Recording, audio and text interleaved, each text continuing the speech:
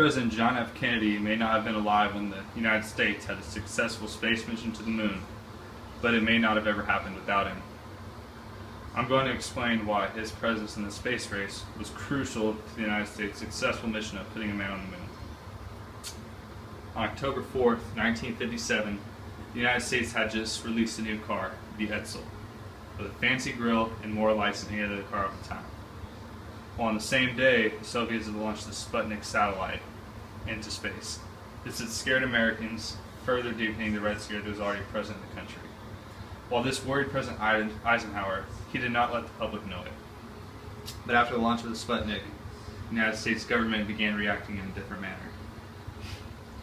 While they did begin to run the government differently, with actions such as greater influence in scientific education, future President John F. Kennedy did not see these actions as enough. Puny was the word that he had used. October 1960, Kennedy said, "These are entirely new times and they require new solutions," scolding the Eisenhower administration for lack of response. Kennedy, like the rest of the country, didn't like the Soviets were first in space, but he wanted to jump ahead of them in rocket thrust. After Kennedy's election in 1960, space exploration proved to be a major item of importance to him. During his presidency, he held 65 press conferences, and of those 65, 28 of them had to do with outer space. This is a major indicator that he held space dominance in the top of his to-do list. Shortly after the start of his term, Dr. Jerome B. Wisner of MIT established an ad hoc committee on space at the President's request.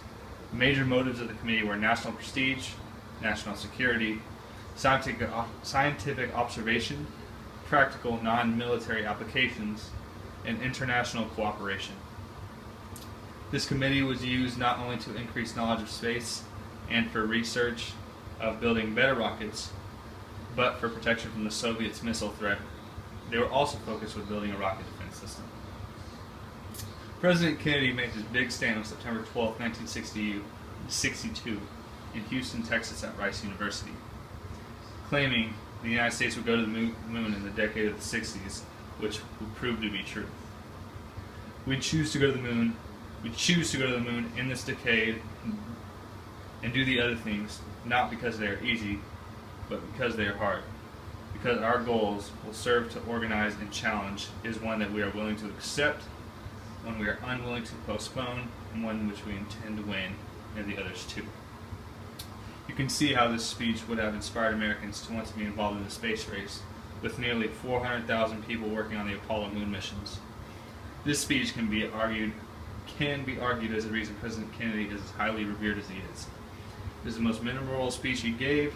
It put the energy back in the country. People wanted to go to space. They wanted to be number one in every category, striving to be the best. Unfortunately, Kennedy didn't live to see the Apollo lunar mission to the moon, but without him, we may have fallen second to the Russians.